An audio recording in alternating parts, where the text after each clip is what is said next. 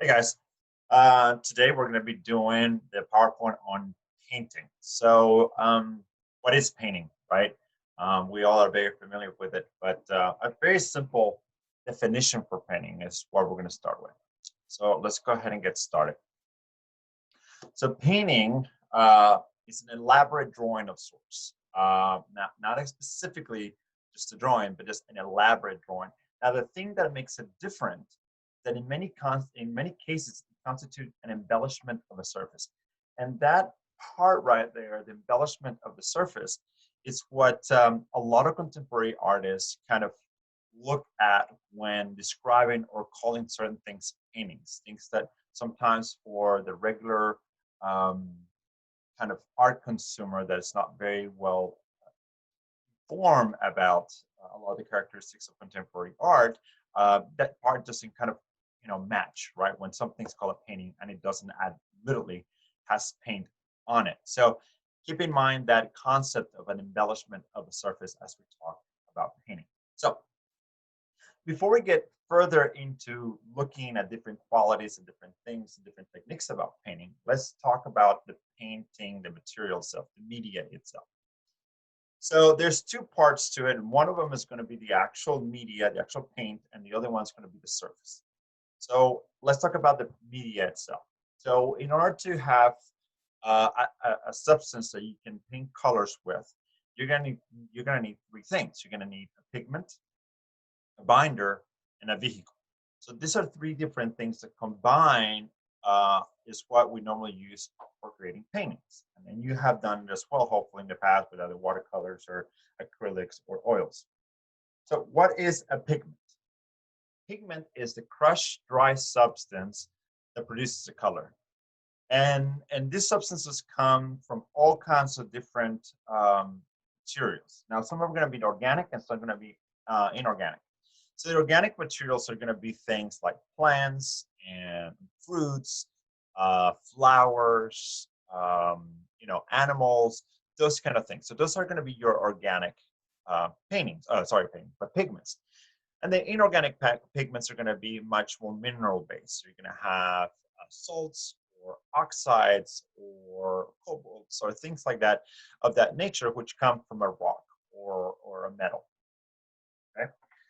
Now, prehistorically speaking, we've been using pigments for a long time, but prehistorically, some of the most utilized pigments is going to be your mineral ochres, and those are going to be a lot of yellows, iron oxides, which are going to be a lot of reds, and you can find iron oxide in the desert when the desert is quite red. That's basically iron oxide. Blood, which also has iron, but that's going to be much more of an organic material that contains iron than an inorganic one like uh, sand and all the things like that does have the same red pigments.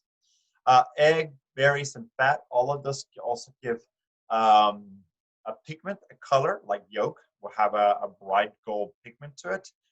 Berries obviously vary depending on whether red berries, blueberries, and so forth and so on.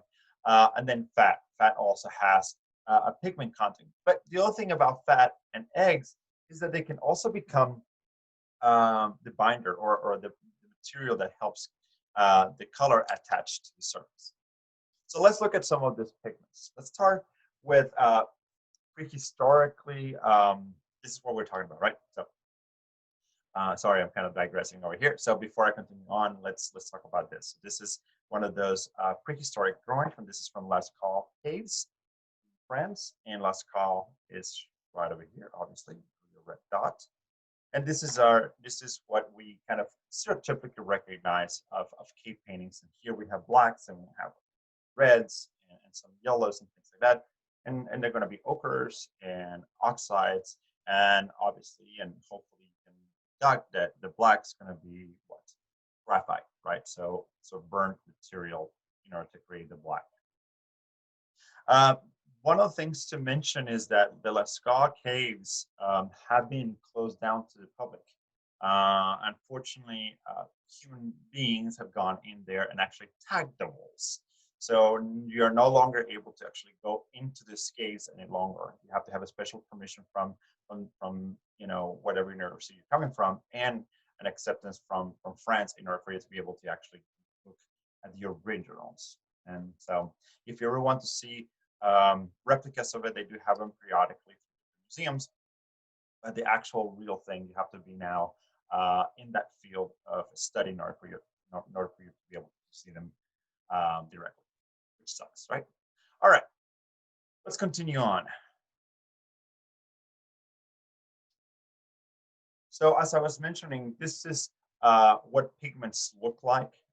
Pigments are powdery, they're dry, and they're very, very potent when it comes down to how they tolerate things. So a very little bit of that power of that pigment can go a long, long, long way. Now, with images like this one right here, you have to understand that every single color you see in a painting or in paint, period, starts with pigment, starts with a powdery surface, just a powdery substance, just like the ones I just showed you. And depending on time period and depending on the type of material, you'll realize that you're going to find out that some materials or pigments were way more expensive than others. For example, the ochres that we were just talking about, those kind of burnt reds and browns and yellows, they're actually fairly easy to come by. So they become fairly inexpensive. And like I said, you can find ochres through, metal, like striping metal, shaving some metal together and getting some of the red, or you can do it from the ground, literally. So it's pretty accessible. Now, when you come into the more complex colors, like this one right here from this painting, the Mukme by Vermeer, you're going to find that some of these colors were extremely expensive to obtain. And here in this specific case, we have this beautiful yellow, an Indian yellow that you can also see that was used most likely in combining with other here and possibly here as well as here. And then this beautiful, beautiful not aquamarine blue, this blue. I just forgot the name, but we'll see it in just one second.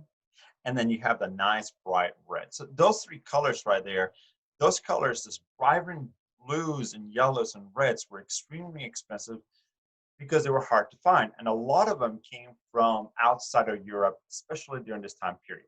Contemporarily speaking, some of them are still fairly expensive or more expensive than others, but not as expensive as they were during this time period of the Baroque or even the Renaissance, because they were not having to ship over into Europe and those long trajectories, et cetera, et cetera. So let's look at some of these pigments and when they come from. So the first one we're going to look at is going to be here, the ultramarine blue. Actually, I was kind of right. Okay, so ultramarine blue. So ultramarine blue is this beautiful, bright, bright blue. Another blue that's very popular, there's also a inorganic material or pigment, is lapis lazuli. And both of these are basically semi-precious stones. So this material right here was mined in Africa and then brought over and then made into a powder. And then from that powder, you can mix it with your binder and then paint.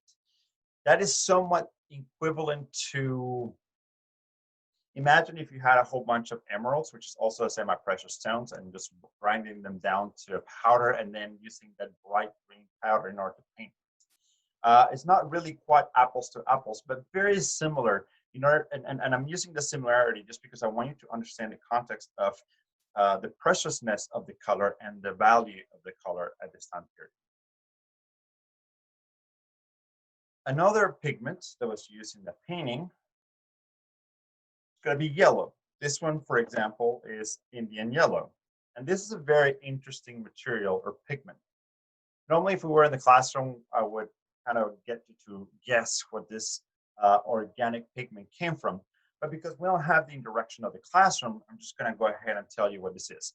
So Indian yellow comes from the dried urine of cows who are fed mango leaves. So as you can imagine, this is a very, very long, tedious process. First, obviously, you have to feed the cows, then you have to catch the urine, let the urine condense into basically a something that you can gather the urine that has actual substance and eventually let it to dry.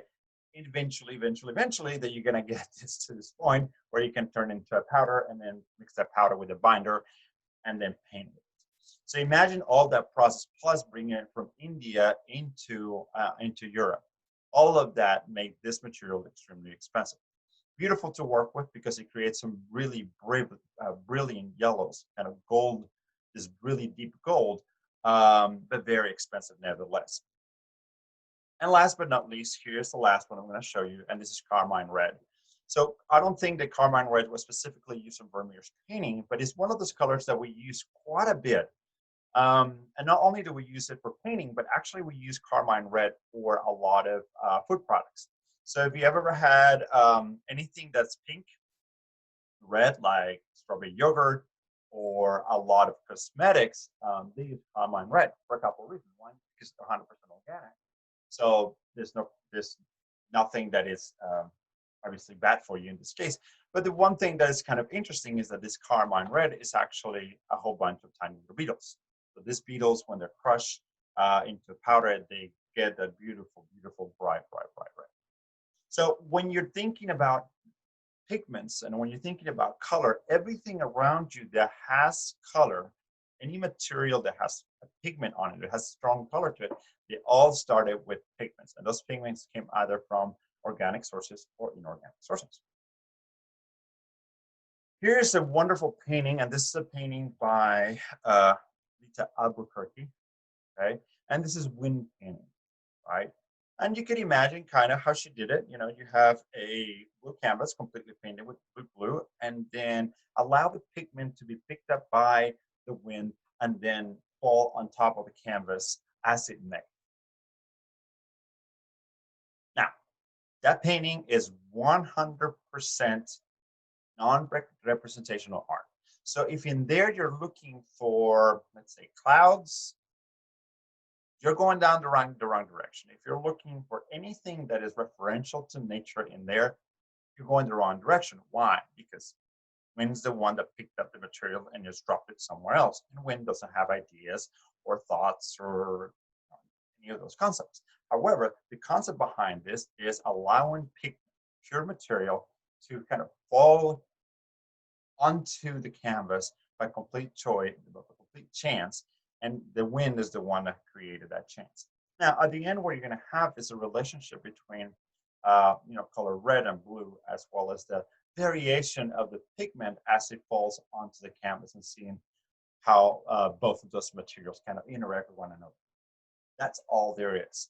There's, like I said, there's no clouds, there's no animals, there's absolutely nothing in there. And if you're pushing yourself to see objects in there, it's like saying there's certain objects in the sky and in clouds, right? It's just perceptive, but it's not reality. All right, so let's move on forward. Okay, so we talked about the paint, right? Now let's talk about the next part, which is, the pigments. So now the next part is going to be the binder. The binder is the substance that you mix that pigment with that's going to allow it to glue or bind whatever surface you're painting. So you're going to have a whole kinds of different kinds of binders. But here's a list of the most common ones. The first one is going to be gum arabic. And gum arabic it's a sap basically that comes from the acacia tree. So here's what an acacia tree looks like. Looking at close up to it, is going to have this kind of thorns and whatever else. Giraffes love this stuff. Okay, and the way you collect it is to scar the bark, right, and then you let the sap kind of come out of the bark, and then you collect those little dry globules of sap, and then you grind it and turn it into a powder, and then that powder basically can be turned back into a binder, and then when it dries up, it actually binds things together. Another thing that's very important about this is that it can be used for sealing, certain materials, and you can also use it for as a food preservative. I mentioned all those three things because throughout history, acacia trees and acacia fields were extremely common. There were wars fought over areas where there were large fields of this specific tree, the acacia tree. So it's something to keep in mind. Nevertheless, that it is one of the most common binders that we have in art, especially watercolors. The other one's going to be wax. So you can mix paint or pigments with wax. You can use pigments with eggs, which is what we call tempera, oils, and acrylics. Those are the main kind of binders that we work with um, when we're painting, right? Now, the last part of the painting with paint, or the actual paint, the media, is going to be vehicle. So the vehicle is the liquid component that allows you to carry the pigment from its location onto the canvas. Now, most of the times, most of the paints that we work with are already fairly liquid. So very seldom do we have to add some of the vehicle to the pigment in order for the pigment and the binder for us to paint with. Okay. However, there's one case that you guys are very familiar with. In order that you're familiar with, that you can recognize the use of the vehicle. So watercolor is the one scenario. When you're painting with watercolor, especially the one that has a little, what's called like the tablets, right? You cannot change, or you cannot transfer that color between the palette and the canvas or paper, whatever it is, unless you actually add water, right, to that brush, and then mix it with the watercolor, and then you can paint. So, in that case, is very clear how you're using the vehicle, right? In the case for watercolors, your vehicle is going to be water. So the vehicle, which is water, put it on the pigment that's already attached to the gum arabic, and then you paint. In other cases, it's going to be a little bit harder to identify what the vehicle is. However, one of the simplest ways to remember what the vehicle is for any of the paints is how you clean it. Okay, it's how you clean it. All right. Let me go back. Okay. So we talked about the paint. Now let's talk about the surface. Okay, there's three parts to the surface to kind of understand, especially when you are getting your surface ready to absorb or to retain or to hold paint. Okay, so when you have a surface to paint on, that surface, we call it a support. Okay, so not all supports are good for all paints, so you have to kind of be mindful of that. So support is a structure where the paint pigment is applied on panel, stretched canvas, paper, and in contemporary art, basically any surface can be a support, right? Sizing is the next thing you have to do sometimes to the surface in order to get it ready to absorb or collect or sustain the paint. So sizing is a substance applied to the support in order to contain the absorption qualities of the materials. So in other words, what we're doing is sealing all the pores and not allowing it to be to absorb any water, any moisture, right? Because the quality of the final product is going to look different if that paint is being absorbed into whatever material you have. So normally we can size the materials by using clay or wax or glue or resin in order to kind of seal, once again, that material. And last but not least, sometimes it's not always necessary, you can prime the material. So priming is when you put one layer, right, over the whole, over your whole support, that would allow you to have a basic place to start with your painting. So sometimes you can do one single color painting of paint, or which is the most usual, is you can use gesso, and you can paint one full kind of layer to layers of gesso. Now, gesso is really good to do paints, to put in a painting or to prime a painting, because gesso likes color and it attaches very well to pigments. So putting gesso on a canvas is really good. However, like I said, not always is necessary to prime it. There's reasons why artists like to prime and some reasons why they don't. And priming with gesso is something that's somewhat used contemporarily quite widely.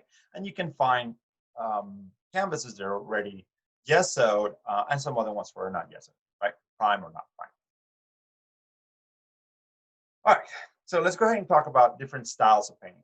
And this is something that you guys might be familiar with, and different kinds of paints, in other words. So the first one we're going to talk about is watercolor. Now we can talk about watercolor or gouache, either or. Gouache is a much less expensive type of watercolor, but it basically works the same way. The binder for the watercolor, as I just mentioned just a little bit while ago, is going to be gum arabic. So you have the pigment, you add it to the gum arabic. Sometimes you can keep the liquid, but most of the time you're going to find it, especially for your kids and whatever else, it's going to be dry. With gouache, you're going to have an additional material, which is going to be chalk powder, which is going to be much more drier, but nevertheless, at the end, it's going to be basically the same thing. Your vehicle is going to be water, right? So this is the material that you're able to turn the watercolor into a liquid and then be able to transfer it over to your canvas or to the paper. And your supports, the best support you can use for watercolor is white rag paper. Okay? That is the most common. And the reason why you want rag paper is because rag paper has a lot of tooth, a lot of cotton fibers in it. So as you're applying the watercolor on the paper, then it absorbs and it holds the pigment and the watercolor in place, right? Instead of running around. Last but not least, because we are using paper, there's no need for sizing or priming. There's not really neither one of those are required. Now, if you're going to use watercolors on a canvas or on any other kind of surface as an experiment, then you might want to size or prime depending on what you want to do, or the artist wants to do. So some things to think about watercolor. So watercolors, like ink, requires a high level of skill, right?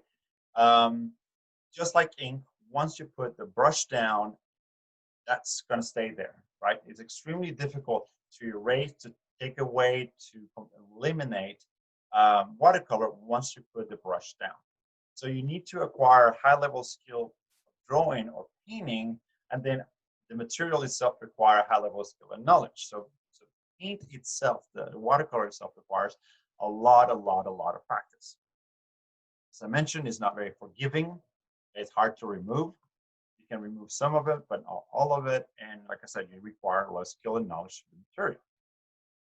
Now, another good thing about watercolors, and this is something we talk about when we talk about sketches, is that you can do really quick drawings of sort, right? Really quick drawings, impressions or gestures that allows you to understand kind of where objects fall in the composition, or gestures and things like that. That allows you to kind of recreate or put on paper what something's going to look like, right? Now, before I go further into this, I'm going to kind of talk about something that's a pet peeve of mine, kind of the second one of the semester that I kind of bring out. And this one also has to do with children. I understand why, as adults, we give kids watercolors, okay? I just mentioned to you that watercolors require an extremely high level of skill. And because of the kind of material it is, it's not forgiving, meaning you cannot erase it, right? So there's no surprise that children become very aggravated when you hand them, some paint and go, here, go paint. And the thing that we can find everywhere is going to be watercolors. Why do we give them watercolors? Do we just give them watercolors because we want them to fail right off the bat, right? Because they want to do this wonderful, great little thing that's in their mind's eye, but because one, they don't have the drawing skills that they need, they're going to fail. And two, you have something that cannot erase or cannot be changed. So they're also going to fail. Now, the third thing that normally adults give the children to fail with is the paper. Okay, fine, give them watercolors, but then give them a paper that's going to be accurate to the same material, right? So give them rag paper, which is going to be a little more expensive, but at least they're applying their watercolor on something that is going to be appropriate for that material. But what is it that adults normally do with children? We go to the office, we grab it from the printing machine, and we give them to them. What's the problem? Simple. There's no tooth on this kind of paper, right? There's no absorption. So when you put watercolor on that paper, the watercolor doesn't stick, it goes everywhere. So when they wanted to do a circle or they want to do anything, the watercolor is not going to stay where it's supposed to. It's going to damp the paper, it's going to mess up the paper, and it's going to be extremely frustrating. So there's no wonder why most of you and a lot of kids, give up art or give up this need for an artistic release because, right, we teach them our kids not to be good. We give them things that makes them fail all the time when it comes to this kind of materials. So if you want to be a good parent or a good uncle or a good grandparent, I suggest if you're going to give them watercolors, one, that you watercolor with them so that they can see that you also fail just like they do, but also use the right materials. Pick up the right paper in order for you to do watercolors with them. Otherwise, find a different kind of material that's more appropriate for children where they feel like they're succeeding. Okay? All right, rental. Let's move on forward to the next point. Here's a wonderful example of a watercolor. Now, this is my personal experience, and I prefer watercolors that look like this rather than much more delicate, particular, you know, um, close to nature, kind of replica of nature type of watercolors. Now, why do I say that? It's pretty simple, because with a watercolor like this one, even though it doesn't seem to be precise, right? There is a honesty to the painting, meaning I can recognize that the artist quickly can approach what he was seeing and then put that information down onto this paper without the kind of need to kind of make things up, right? When you spend a lot of time with a detail here and a detail there and all stuff, your mind tends to embellish reality, right? Makes it a lot much more romantic. Here, there's clarity to what the artist was seeing at that moment, and very likely the artist was standing, possibly, or sitting. I mean, inside the gondola, and just kind of the application of the color just gives me that sense of reality, like that artist was there. There's nothing being hidden behind details or anything like unnecessary details. Let's put it that way. Um, in order to make this kind of contextual perfection that people want in in artistic representations, right? So I really like this. I really like the honesty of this watercolor. This is John Singer Sargent, Rio de Santa Maria, Formosa, and Venice. Here's another watercolor, right? This one is by Jean Ekian, Hidden Valley. And this one's a lot more controlled, as I was mentioning earlier. Different kind of style of watercolor application, right? And within Western, well, take it back, within Eastern techniques, then we also, you can recognize the writing right there on the left, on the right, I mean.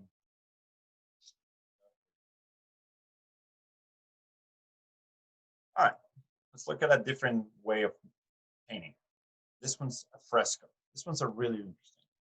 So fresco, there's a couple of type of fresco. The first one we're going to talk about is true fresco or buon fresco, and that type of painting goes as far back as 18 BC. Okay, and fresco is really interesting because your binder is the lime press and in plaster. Okay, and one of the important things about that is that your vehicle is the water. So the only way that the lime and the pigment are able to kind of hold to one another is if that lime is wet. So the lime absorbs, connects to the pigment quite well, and the binder, the vehicle has to be there. Those two things have to be there. It's not the same if it's dry. Okay. Now the support for a fresco is going to be mainly masonry, but you can also do it on anything that's very taut, very strong, like wood panel. But most of the time it's going to be masonry. So stone, brick, mortar, that kind of stuff. And your primer with a fresco is going to be wet plaster. So as you notice, the binder is a lime press in plaster. The vehicle is water, and the primer is basically both of those things together, right? Is the wet plaster. That's going to make more sense in just 1 second as I explained how fresco works. Okay. So as I mentioned, what you need is plaster. Okay, well, let me explain something about plaster. I don't know if you ever work with plaster. If you've worked with plaster, you kind of understand this a little bit. But if you've never worked with plaster, right, which is kind of similar to this material that sculpture earlier, right? Plaster is really interesting because plaster goes through an exothermic reaction. What does that mean? What that means is that when you put water and plaster together, okay, the plaster goes through a chemical reaction that it heats itself. And as it heats, it basically dries itself, or it makes it harder. And the harder it gets, the harder it gets as well, right? So if we can put that into kind of a graph, then it goes right from very wet to dry, and it's very wet and slowly just goes dry really fast because of the exothermic reaction kind of accelerates the dryness. Okay, so when you're working with plaster, it goes through different levels, and we artists use plaster in all three levels. The first one is a kind of a very liquidy when you first mix everything together, right? When you mix the plaster and the water together and you mix it, it's very liquidy. Now, when it's liquid like that, almost like pancake batter of some sort, is very good because you can pour it into molds and create objects like this one right here. Now, as it dries slightly more and more and more, then it goes into the next level, which is kind of like a Cool Whip type of material or cake icing, right? And in that time, you can actually apply it vertically because it's going to hold its shape. Then right after that, then it goes dry. Now, the difference in time between that wet plaster you can pour with and then the cake batter or cake icing, it's about 5 minutes or give or take. But between that other state and dry, that time's kind of cut in half. So it's about 2 minutes. And it just depends on the quantity of material that you're mixing. However, you cannot mix a lot because of that issue. You have to mix one little bit at a time. So as I go back to the example here, here's the plaster. And as you notice, there's not a big batch of it, right? Because, once again, if you remember, you have to prime with wet plaster. And the only way for the color to adhere, to bind to the lime is the water. So as long as there's water content on the plaster, then the paint is going to adhere to it. So first, you have to wait until this gets to that point where you can apply it vertically, like this. It cannot be done before it gets to this point, right? You cannot apply it when it's wet because it's just going to be dripping down the wall. So you have to wait until it gets to the point. Once it gets to this point, then you have to fairly quickly start painting on it. Why? Because once it dries, it will not absorb the paint. It will not hold the elements of the pigment particles are not going to attach themselves to the lime the same way as when it's wet. So you can only paint little bits at a time, one small section at a time. So here's a great example of that. Now, once you finish, let's say, setting up the whole painting or the whole fresco, once it's dry, then you can come back and apply fresco secco, which means dry fresco. And that's when you apply color on top of the dry plaster. At that point, you can add more color, so you intensify the color, you can retouch areas that need to be retouched, you can add details, etc., etc., etc. The problem with fresco secco is that with time, because the molecules are not attached together, but rather one on top of the other, eventually through time, they're going to fall apart. If you go to Europe, or when you go to Europe, more like it, when you go to Europe, you're going to recognize that some of those frescoes, historical frescoes, are going to be really gray. They're going to be odd. They're going to be only dirty from years of existence, but also the color is not as intense, right? So that's because throughout time, that fresco secco, that detail layer, slowly has been falling off. And the only thing that's remaining is the actual fresco, the actual molecules that will attach themselves to the lime and are permanently attached to that surface. Okay? When you hear that a fresco has been refurbished, right, has been retouched, basically what they're doing is putting back that fresco secco layer. Fortunately for us, contemporarily, we have very good understanding of materials, and the kind of fresco secco we're applying to contemporary old or ancient frescoes in contemporary times, it's going to be a much better type of material that's going to stay there for a long, long, long time. However, eventually, because there is still a separation between the fresco secco and the bun fresco, that fresco secco eventually also will peel off and will have to be retouched one more time in the future. Coffee nut. All right. Here's another example from the contemporary artists. Well, not contemporary, this is a modern artist, my apologies. And this is Diego Rivera. And if that name sounds familiar, it's because he used to be married to Frida Kahlo. So Diego Rivera was an artist who famously created a lot of murals for Mexico, Europe, and the United States. And here's one of his well-recognized murals. This is in Detroit. So to mention how this would work for a mural this size using fresco, what you would do is, let's imagine that first you have the full wall, full wall, and you have taken all the blemishes out of the wall, of course, and then you create a cartoon or a drawing of what this whole thing is going to look like. Kind of having a layout of all the things that are here. The next thing you do is you're going to apply plaster just in a specific area. So let's say, for example, we're going to do this gentleman right here, the one that's pushing this figure right there. So what we'll do is we'll add possibly the plaster just to this figure right here, right there, and then we would just paint that area at that moment. Then the next thing would happen here, right, and so forth and so on until you finish it.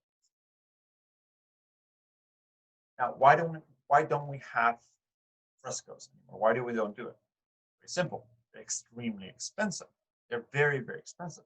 When you're making a fresco mural, okay, when you're doing a fresco, you require people with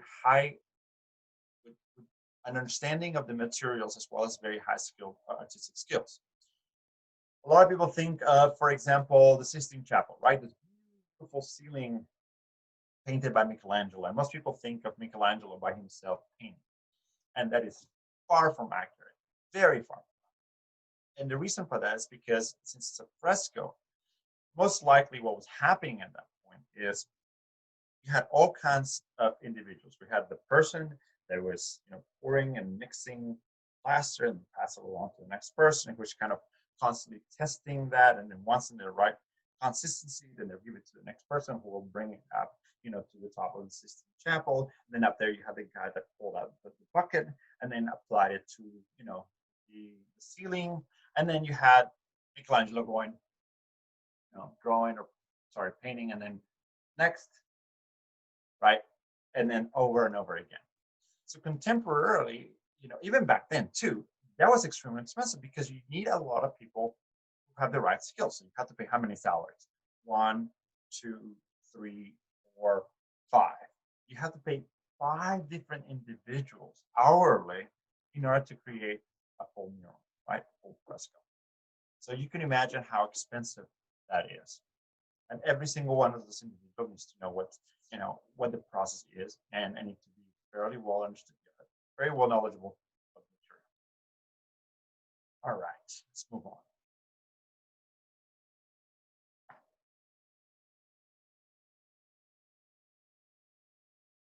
The next kind of painting is one that you might have never heard before, and that's called encaustic. Encaustic is when you take the pigment, you mix it with beeswax. So the binder for encaustic is beeswax.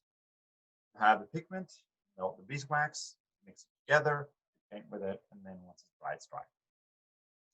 Now, your vehicle is still going to be the beeswax. There's nothing else. Now, the only difference in order to clean it or to liquefy it is going to be heat. Not quite a vehicle, but that's kind of what it works. It's not the thing that you need to transfer, but beeswax is. Okay? Next one's going to be support. Now, for support, you need it to be a very strong material, right? It has to be very taut. Why? Well, pretty simple. I don't know if you guys have ever played with wax in a candle, but if you ever kind of taking finger and kind of play with it and let a layer of wax in your finger, right? What happens when you twist your finger? It pops right out, right? So you don't want that to happen to your painting. So if you are painting on any kind of soft material that may at some point relax, that material is going to pop your painting right up. So you really want your support to be something that's tapped. So a wood panel would be ideal. However, you can also do it on canvas, but that canvas always has to be very, very well stretched. Okay. Also, you can do it, and anything else is going to be rigid. So you can do masonry, you can all kinds of different things. As long as it's hard pack. Okay. Sizing and priming not required, mainly because the beeswax itself will seal the material. Now, priming, depending if you want an even coat of color, a lot of artists do put a priming that's one single color. However, it is not required because it itself, like I said, the beeswax will seal the material and then you can paint right on top of it. So, no need, not needed. Here's a beautiful, absolutely amazing example of encaustic. Now, this is the top of a sarcophagus, right? And it's basically a death mask. This is what it is. So this was painted kind of as a way remembering what the individual inside the casket looked like. And this is the portrait of a boy. Beautiful, beautiful, beautiful. Now, what is beautiful to me about this specific painting is not so much the the accurate rendition of a female of a figure or of a person, but rather how good of a skillman this person was in order to work with encaustics. I mean, contemporarily, if we're working with beeswax, we have the ability to have like a hot plate and have hair dryer, and all kinds of other technology that allows us to modify and modulate the amount of heat that we can put onto the surfaces and onto those um, um, I don't know objects, right? So imagine working, what is it, 150, 100 to 150 BCE or CE, I mean, the quality of materials were very simple, right? So you basically just had fire and a hot plate, right? So imagine how much more difficult it would have been back then in order to create something so accurate, right? That's where the beauty of this specific object comes from, the understanding of the material, but also kind of um, the difficulty that the individual, the artist had at this point with the technology they had, right? So much, much more difficult. And there's a whole bunch of other material objects like this one that happen to exist in museums and that we normally take for granted. A lot of times, when you go to an art museum, you kind of walk through an area where there's furniture and there's silverware and glass vases and things like that, and you wonder why is that in an art museum? Well, pretty simple. Just like this one, there's a level of skill that is required and acquire, in order to create certain objects that because of the restrictions of technology at that point makes them very exquisite objects, very specific, right? So when you go through the museum, you're looking at these objects, kind of put yourself back into the shoes of the people who made it. Think about the high level of skills that this individual had to have had in order to create what you see in front of you. All right. Here's a contemporary approach to caustics. This is representational, right? And it's just a use of material. And this is Vicky Owen. Now, one thing to mention about Vicky and her names, and actually not just Vicky, many different cases. I would suggest when you're looking at artists' works and the label of their works to always take the title of an artwork with a grain of salt. Okay, sometimes depending on the artist, the title of the artwork is It's very precise to the artwork. It's part of the concept of the artwork. It's part of the information of the artwork that gives you more or less knowledge about what the object or the artwork is, right? Many cases, that's not the case at all. Many cases, the artist just names random, and they have absolutely nothing to do with what you're looking at, right? So Vicky is not one that does this.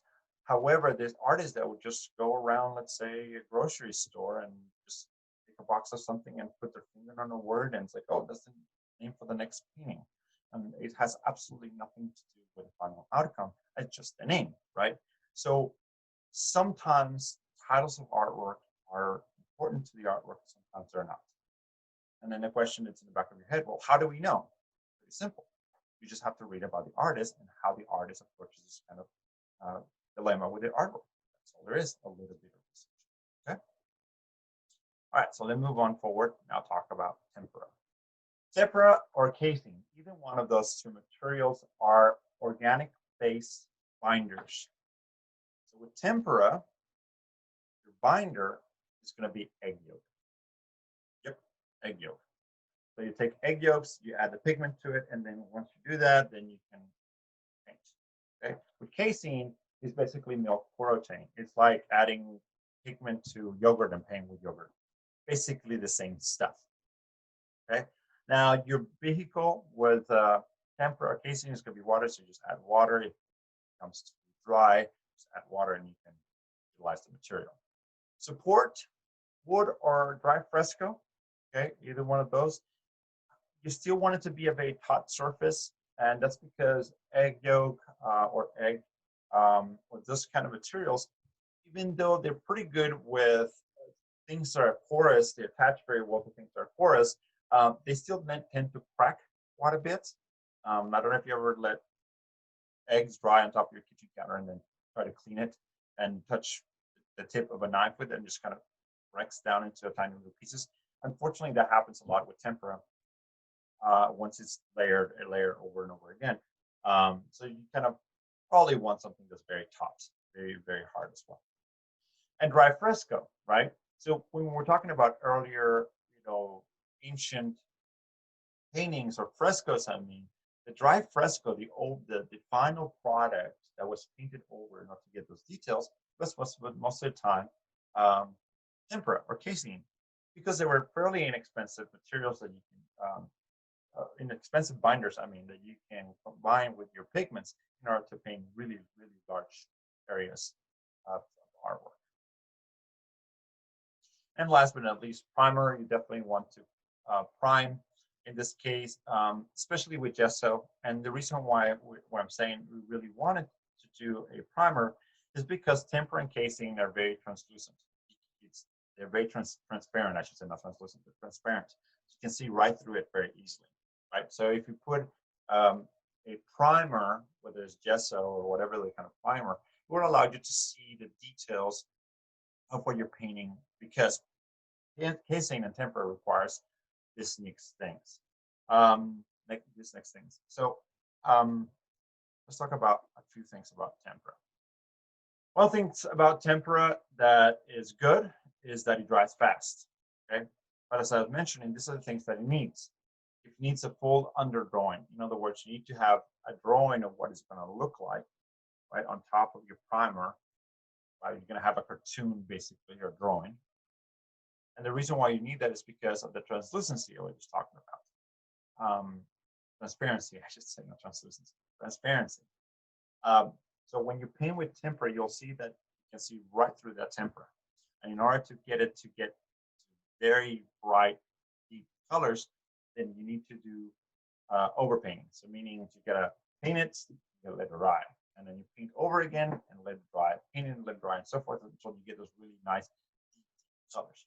Now, the more pigment you can put on the tempera, the better, because then it's a lot less transparent. I mean, but nevertheless, you're going to require for it to be layered after layer after layer after layer.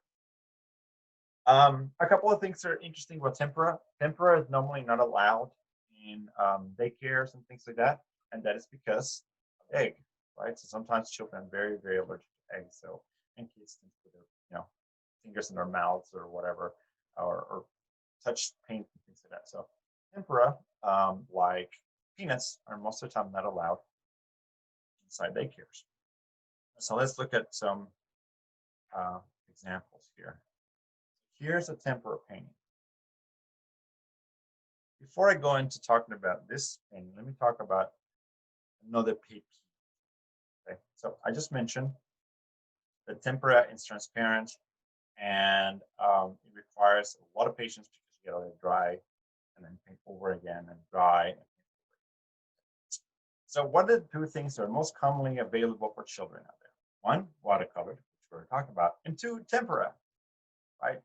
So if you ever paint with tempera on paper, right, you get this beautiful, beautiful bright colors, right, with the tempera. And let me see if I can go back real quick, show you this.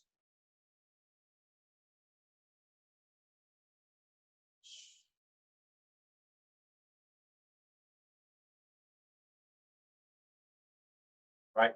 So you get this beautiful bright colors, and you get kids who want to paint with that beautiful orange or that red or that pink, right?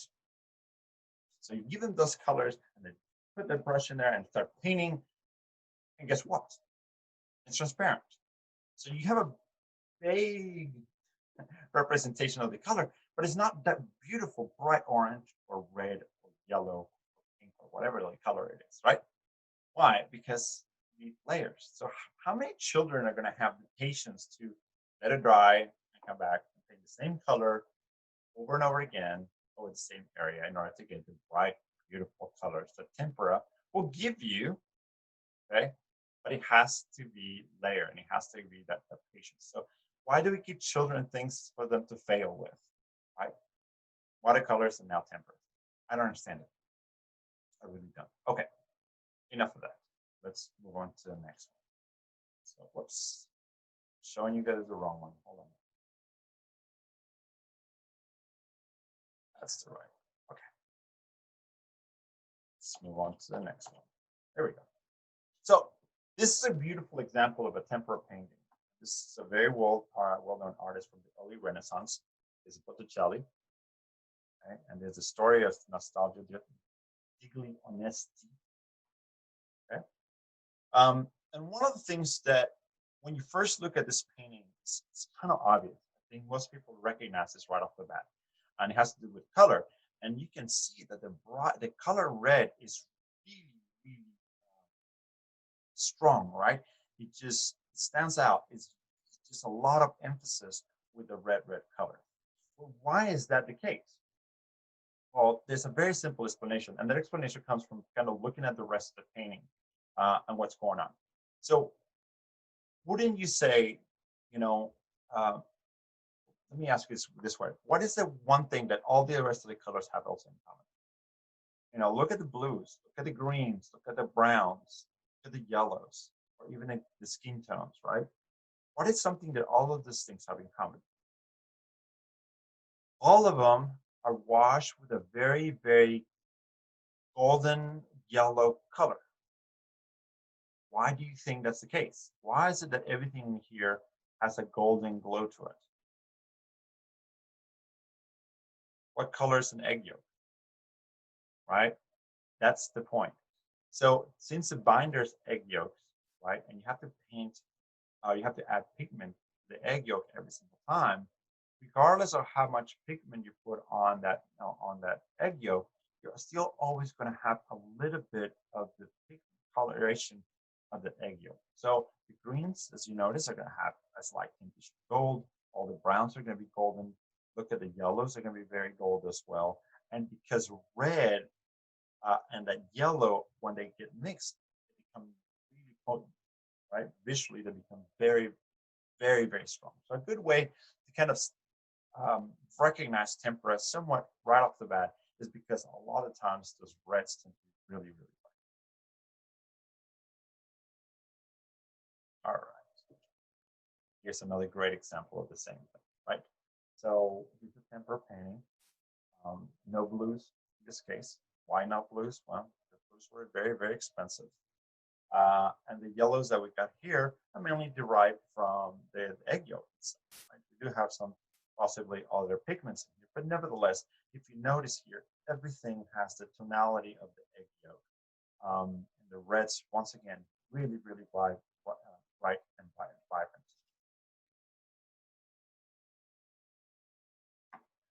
All right, oils, and this is most of you recognize oils quite well. So oils, obviously, the binder is going to be oil.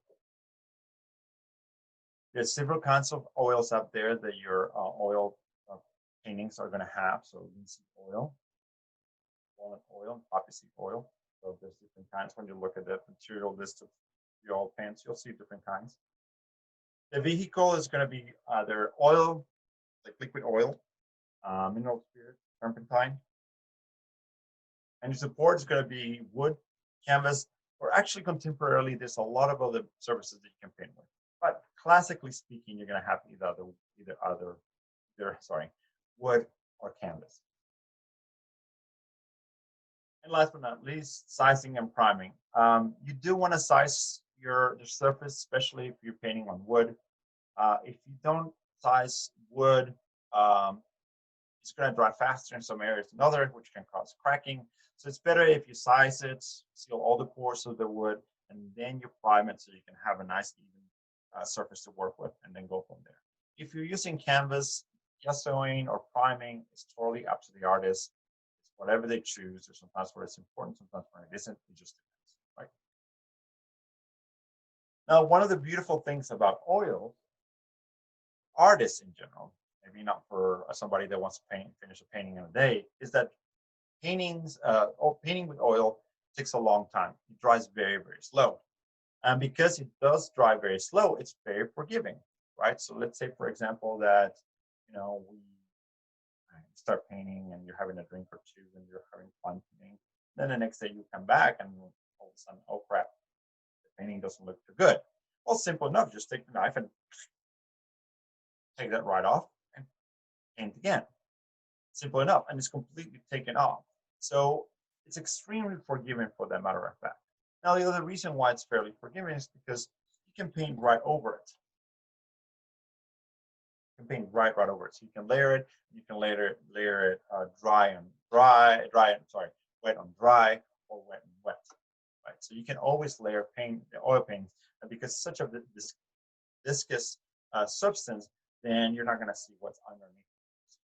Okay. Now, one downside that oil has is that it requires glazing.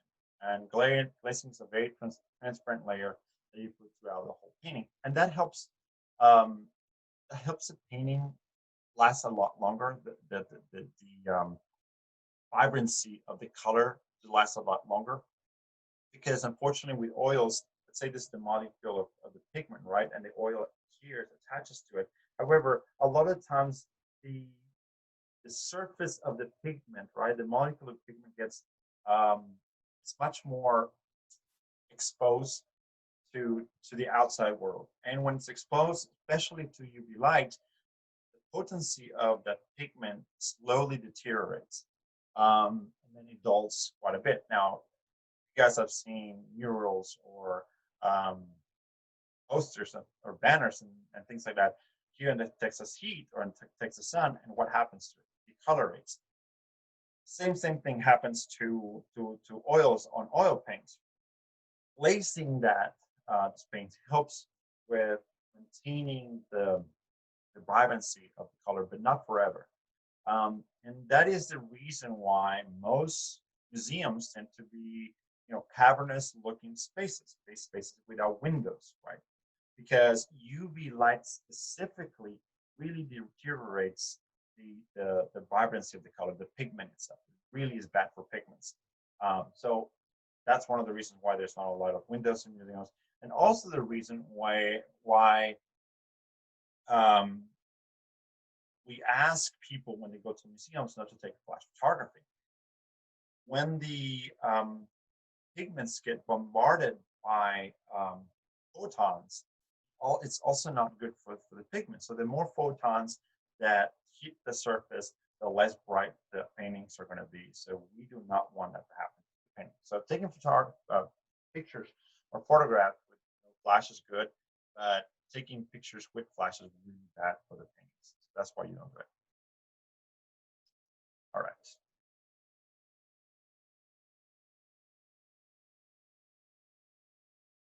There it is. So changes intensity over time, and it has to do with light and photons, and it's just the slow deterioration of the color, basically because of those elements. Here's a beautiful example of an oil painting.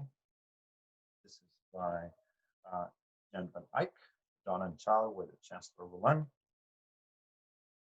And we were going to see Jan van Eyck later on in the Baroque area. Oh, sorry, the Renaissance era. Because Jan van Eyck basically is who catapults oils from kind of a very expensive material into something that becomes very widely available and basically popularizes it, makes it very, very popular. Here's another very well recognized painting of his that we're also going to go over during the Renaissance. This is the Arnolfini Marriage. Well, we'll talk about that later on. Here's a photograph I took of the original. It's a fairly good size painting. Originally, I thought it wasn't going to be big, but when I finally got to see it in person, when I went to Scotland, I was very happy to see that it was much larger than I thought. Alrighty, so different oil techniques. One of the most kind of widely used techniques with oil tends to be impasto. And impasto is when you really layer paint on a canvas. Now, sometimes the impasto can be kind of fairly light, but a lot of times impasto can be fairly thick, like big, thick layers, sometimes as thick as what the paint comes out of the tube, right? So it just depends. A well-recognized artist that is known for its impasto painting. I'm guessing I'm hungry. Huh? Impasto painting is going to be Lucian Freud, not Sigmund Freud, Lucian Freud. So Lucian Freud is very well known for his portraits, and also the way he layers painting on his canvas and on his subject, or not subject, the actual canvas to create figures and subjects. One of the things that is kind of odd about it, and there's many reasons why I personally do not care for Lucian Freud's paintings, is the very odd visual texture that an actual texture that his paintings have.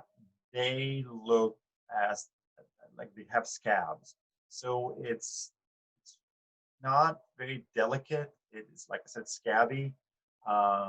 Looks as if it takes kind of the edge of the dry paint and actually pulls it off and paints with it in order to create kind of texture, not only kind of, but actual texture on the canvas, as I said, but a topography almost of sorts. So when you look at a Lucian Freud painting from the side, it has actually kind of different levels of thickness.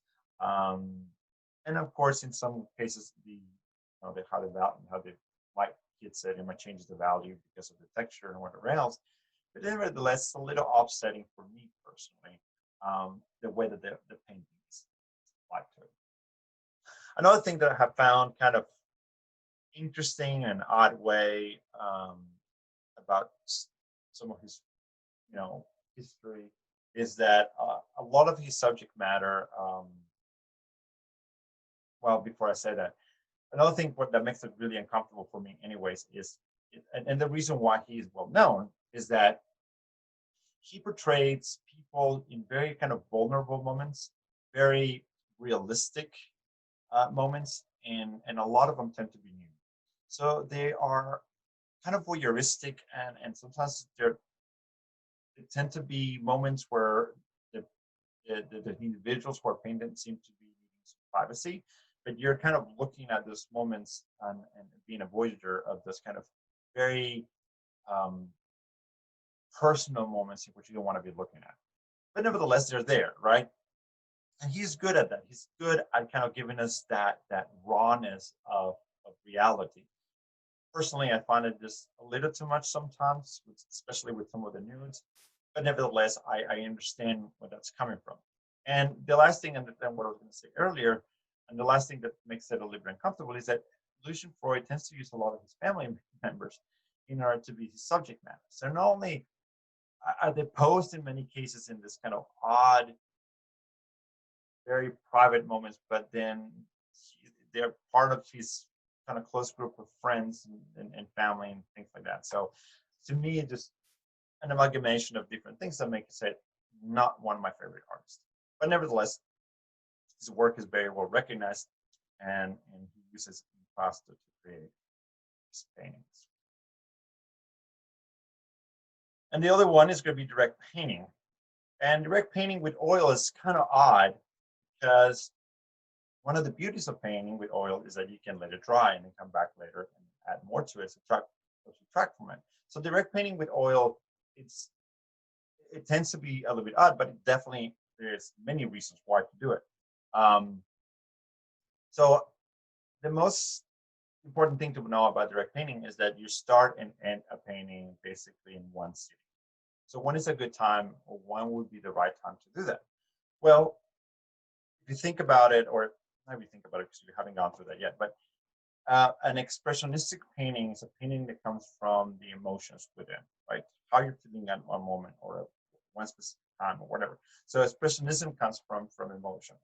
So if you want it to be legitimate with the expression that you're creating, expression you're using to create, I should say, right? You put your canvas and you can start and end a painting that's going to be very honest to those emotions at that moment, right? So that would be the right time to utilize oils in order to, um, using kind of the direct painting from starting and ending a painting. Other than that, if you're doing, or if artists are doing much more natural subject matter or realistic subject matter or anything else, then the best thing to do was to just let it dry and layer your colors like that, which is the better techniques for oil paintings.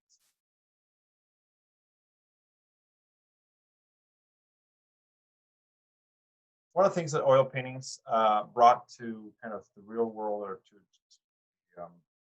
our world, I should say, is going to be the paint tube, right? The paint tube. And the thing with the paint tube is that it goes from oils into the world of toothpaste, this kind of thing. So this technology goes from the world of art into our contemporary world. Invention is by John G. Rand. Invented that object in 1841. All right. The last one we're going to talk about is acrylics, and we're going to include also airbrush, aerosol, and so forth. And the binder for those is acrylic polymer, which is basically resin. It's like a glue. You mix the pigments with the binder, which is acrylic polymer, and then now the vehicle for it's going to be water, so you can add water to it to make it expand, move it from semi-dry. And then support's going to be most surfaces, which is the beautiful thing about acrylics, right? So most surfaces can be used as support for painting.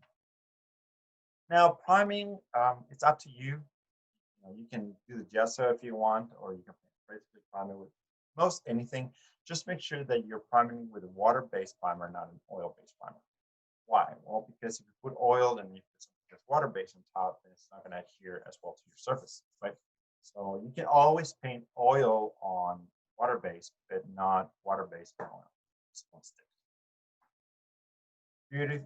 Great things about acrylics is that they dry fast. Colors maintain a high degree of intensity, and the reason for that is because the acrylic polymer basically acts like a glaze, right? It covers the pigment, right? It protects that pigment. So there's no glaze needed. And here's a beautiful example of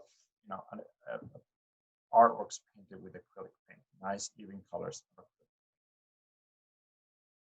Here's another group of sculptures put in an area almost like an installation, but each one of them are individual, and this is by Anne Truitt. When you're looking at objects like this, they're not a forest, There's nothing representational about it. Once again, it's completely non-representational. This is just about form and paint and the relationship between materials and color, right? Nothing else there to see other than those kind of things.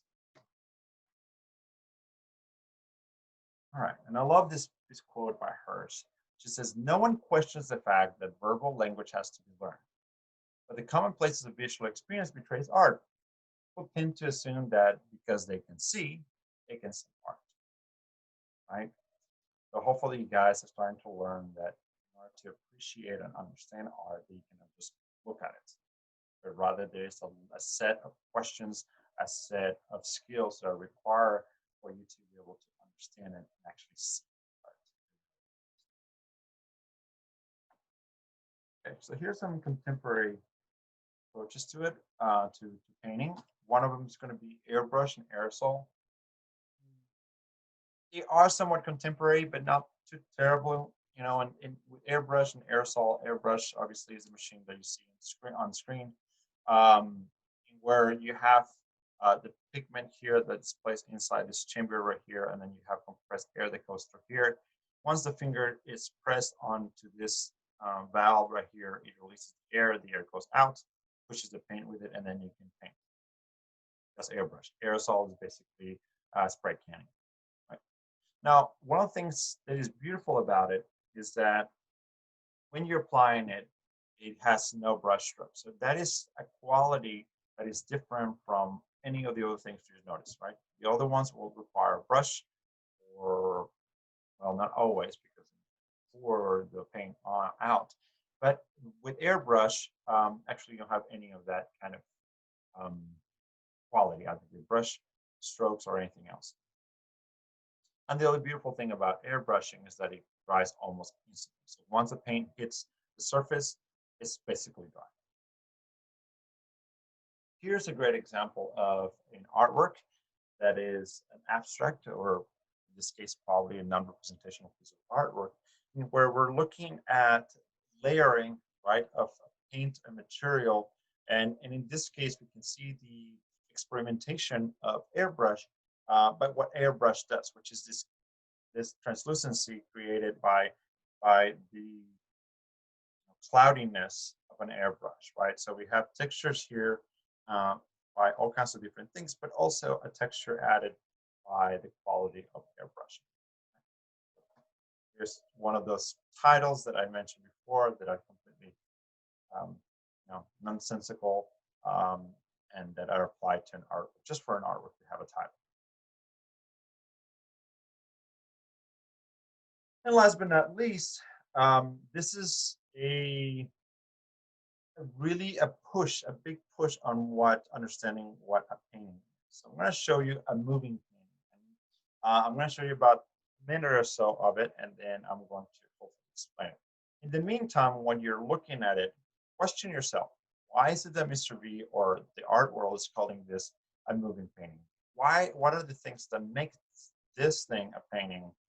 And what are the things that in the back of my head is telling me, no, they're not a painting and they shouldn't be a painting, then why are they calling it a painting? Okay, so keep those questions in your mind's eye as you take a look at this. So let me pull out the video real quick. Just a second.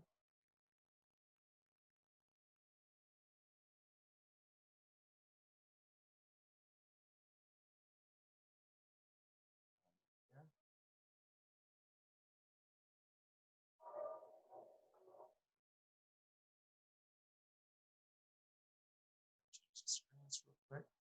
Perfect.